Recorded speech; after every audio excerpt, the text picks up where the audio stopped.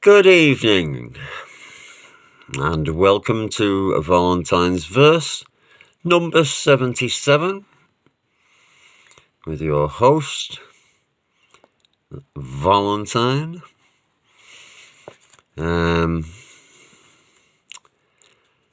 Continuing my treasure trove of ancient pieces, this is... I've always loved walking at night. Whether this recalls a campsite, or a festival, or a stroll, I have no idea.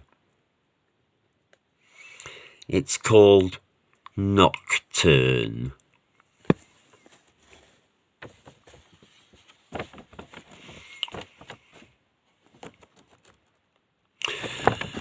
The railway rises, groaning into life every 13 minutes through the night. A rumbling ushers in cacophony, 1,000 anvils beaten into fragments, a metal whirlwind dancing, the ribbon of corridor lights rushing into darkness. Each whistle becomes diva, singing to project her anguish, clear as a bell, back across 1,000 seats, rising through the melodrama to the heights of faith and dignity, beyond the ticket sellers, above the somnolently suited bourgeoisie.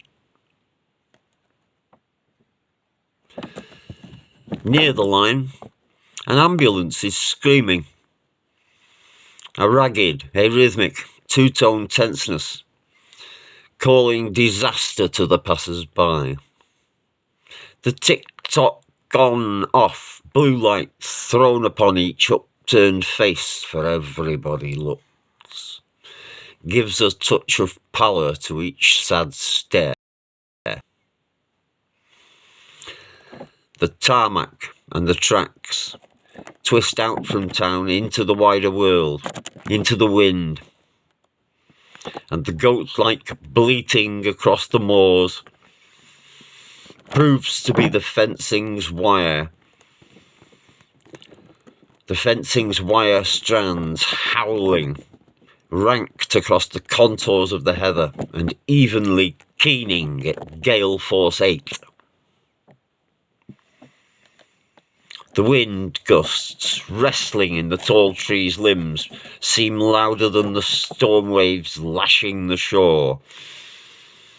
They break the beaches up by instalments, culling young or old alike, stick by stick, leaving some to be rooted up by the next storm, shredding others, shrieking all the while.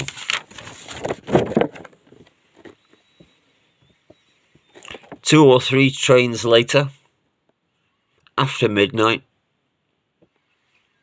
cold moon supplying gleam, reflecting back or casting things in shadow, staccato patterns of bright and dark. The wind dies off, taking its example from the traffic on the road, now intermittent, now gone. Before the clamour on the rails returns, a break occurs that could be silence. Our ears adjust and pick up quiet squeaks and titters. Some birds calling out the odds on whether mouse or insect comes along to feed them next. Urgent scuffle rise. The heavy beating down of black rook's wings at takeoff. Glimpse of some swift silhouettes dodging gaily between the trees, chasing their mates into night. The steady burp of toads, contemplating mysteries from glassily tinkling stream beds out of sight. The railway resurrects itself again another 13 minutes on, obliterating nature's snuffling with its clock-driven, arrogant fanfare. A dragon, trapped on tracks but lunging on, chasing its tails a mile a minute.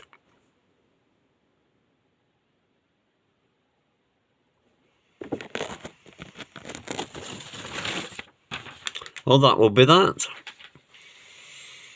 Thank you very much for listening. I trust the more delicate of you are not cowering in the corner. Please subscribe. You know how I love to fantasize that you might subscribe. I'm having a fantasy now. Somebody subscribe.